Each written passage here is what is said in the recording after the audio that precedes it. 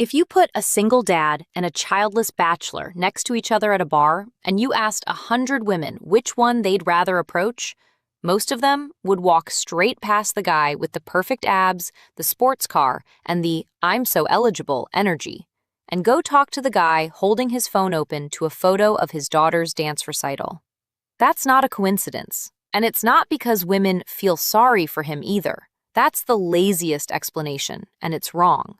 There's something happening underneath the surface, a set of psychological signals a single father gives off, often without even trying, that a bachelor simply cannot fake. Not with money, not with charm, not with a six-pack. By the end of this video, you're going to understand exactly what those signals are, why women's brains are wired to respond to them, and, if you're a single dad watching this, how to actually use this to your advantage instead of hiding your kid's existence on the third date like it's a liability. Stick around because the fourth reason I'm about to give you is the one almost nobody talks about, and it's the biggest one. Most videos on this topic stop at, "She likes that he's responsible." That's not even close to the real answer. Let's start with something uncomfortable: the data.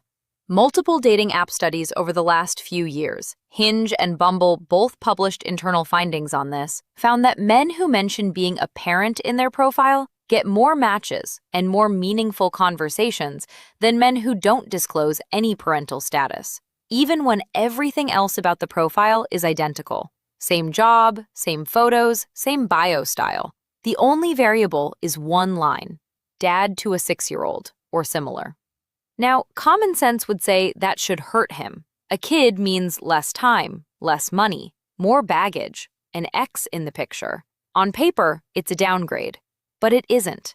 And once you understand why, you'll never look at attraction the same way again. Here's the thing people miss. Attraction was never really about resources or freedom. It was always about information. Every single thing about a person, how they dress, how they talk, what they post, what they carry, is a data point a woman's brain is using to answer one unconscious question. If I invested in this person, what would I get back? A bachelor with no kids gives almost no usable data on that question. He's a blank slate. Attractive, maybe. Successful, maybe, but unproven. A single dad, on the other hand, is a walking answer key, and that changes everything. So let's get into the first reason, because it's the foundation everything else is built on.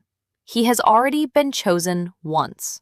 Somebody, a partner, a co-parent, someone with her own standards and her own filter, looked at this man and decided he was worth building a family with. That's not nothing. In evolutionary psychology, this is sometimes called mate copying, or social proof of desirability. And it's one of the oldest, most reliable shortcuts the human brain uses. Think about how this plays out in completely different contexts. A restaurant with a line outside it seems better than an empty one, even if the food is identical. A song already climbing the charts sounds catchier the moment you know other people love it. We are constantly outsourcing part of our judgment to the judgment of others, because it's faster and, historically, safer. A single dad is the human version of the restaurant with the line outside. Somebody already vetted him. Somebody already trusted him enough to raise a child with him. That's an enormous, silent stamp of approval that a bachelor, however impressive on paper, simply does not have. And here's the twist. It doesn't even matter if the relationship with the mother ended badly. In most cases, what registers isn't his relationship failed, it's he was seen as father material by someone.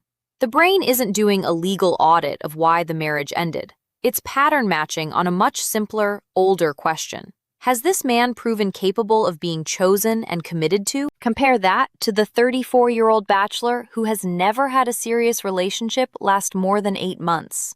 He might say all the right things on a first date. He might even mean them, but there's no track record behind the words. A single dad's track record is standing right next to him, usually in a photo on his fridge. Now here's the second reason. And this is the one that surprises people most, because it sounds almost too simple. Women are drawn to men who have already demonstrated they can do hard things and stay.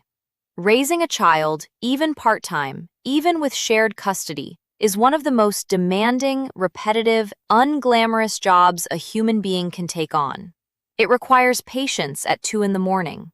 It requires showing up to a school play you're exhausted for. It requires budgeting, cooking, negotiating, comforting, disciplining, and doing all of it without applause. A bachelor might talk about his work ethic in an interview or on a first date. A single dad's work ethic is verified daily by a small person who has zero incentive to lie about whether dad actually shows up. There's a psychological concept worth mentioning here: costly signaling. In evolutionary biology, a costly signal is one that's hard to fake because faking it is expensive. It costs time, energy, or resources that a low-quality individual couldn't afford to spend. A peacock's tail is a classic example. It's metabolically expensive and makes him more visible to predators, so only a genuinely fit peacock can afford to have a big one. Fatherhood functions as a costly signal for men. You cannot fake 3 years of school pickups. You cannot fake knowing your daughter's shoe size, her favorite cereal, the name of her best friend, or exactly how she likes her hair braided before nursery. That knowledge is expensive. It costs time and attention that a man who wasn't actually present could never produce on demand. So when a woman sees a man effortlessly reciting these details, she isn't just hearing cute stories. Underneath, on a level she probably isn't even consciously tracking, she's registering. This man invests. This man sticks around when it's inconvenient. This man's presence is not just talk. That is an extraordinarily rare and valuable trait to be able to verify on a second date. Here's where it gets interesting, because the third reason has almost nothing to do with parenting logistics and everything to do with communication. Men who parent regularly develop a skill set that most bachelors simply never had a reason to build: emotional fluency, naming feelings, sitting with a child mid-tantrum without escalating, explaining something frustrating in a calm voice for the 4th time, reading a small, non-verbal person's mood from their posture across a room. None of that is exclusive to fatherhood, obviously. Plenty of childless men are emotionally fluent, and plenty of dads aren't. But statistically, day-to-day parenting forces a crash course in exactly the skills women consistently say they want more of in relationships: patience, active listening, staying regulated during conflict, and not needing to win every disagreement. Ask any woman who's dated a variety of men what actually breaks relationships, and you'll rarely hear "he didn't earn enough" at the top of the list. You'll hear things like, "he shut down during arguments," "he couldn't sit with my emotions without trying to fix them or leave," "he got defensive the second I brought something up."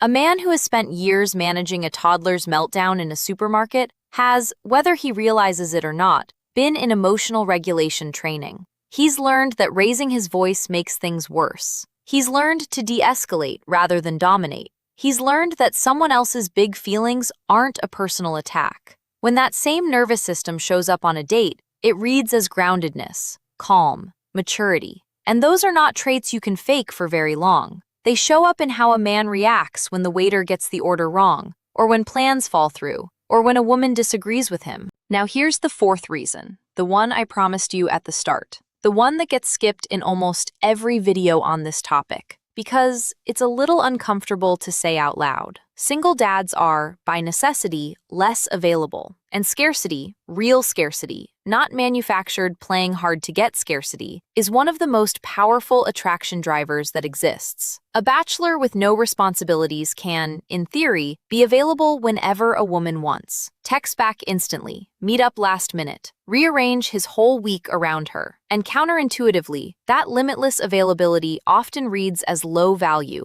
not high value. It suggests nothing else in his life is pulling at him. No standards, no structure, nothing else worth protecting his time for. A single dad cannot do that, and everyone can see why.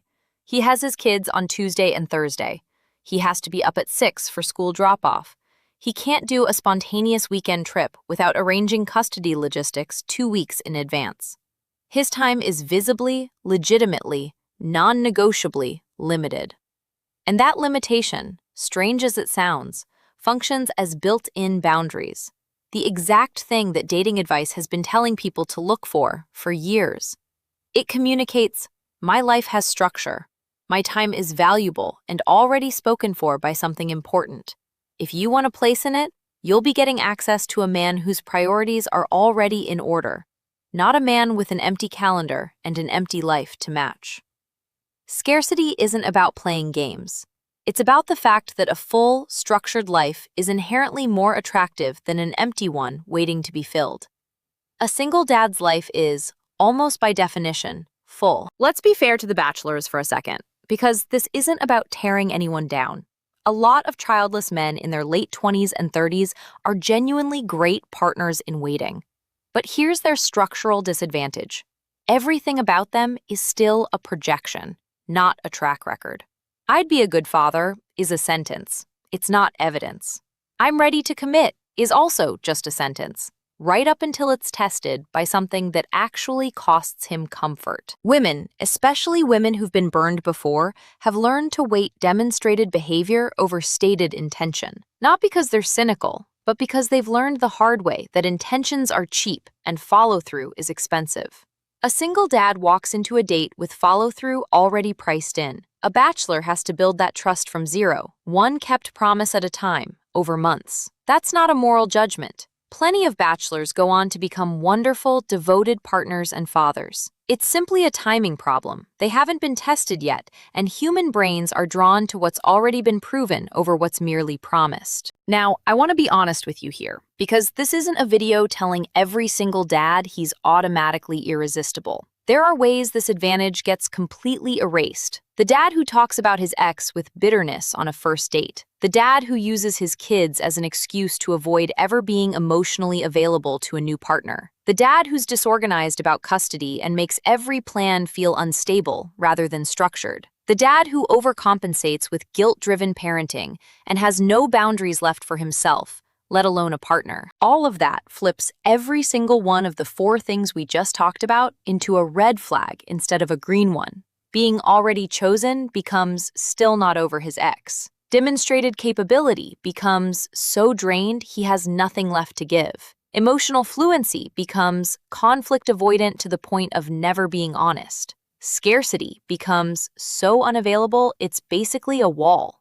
The advantage is real, but it's not automatic. It has to be carried with self-respect, not martyrdom. So if you're a single father watching this and wondering what to actually do with this information, here's the short version. Stop hiding your kids from your dating profile like they're a liability you need to disclose apologetically. Mention them early, mention them naturally, and let your life speak for itself instead of over-explaining or over-apologizing for it. Don't manufacture unavailability. You already have real unavailability, and real is always more attractive than performed. Just protect the time you do have with the same structure you'd want a partner to respect. And talk about your children the way you'd want a future partner to talk about theirs one day, with warmth, without bitterness about the past, and without turning every date into a therapy session about your custody arrangement. You're not damaged goods. You're proven, structured, and tested. And that combination is rarer and more attractive than most bachelors will ever be able to fake. So the next time someone tells you that being a single dad puts him at the back of the dating line, you can tell them the psychology actually says the opposite.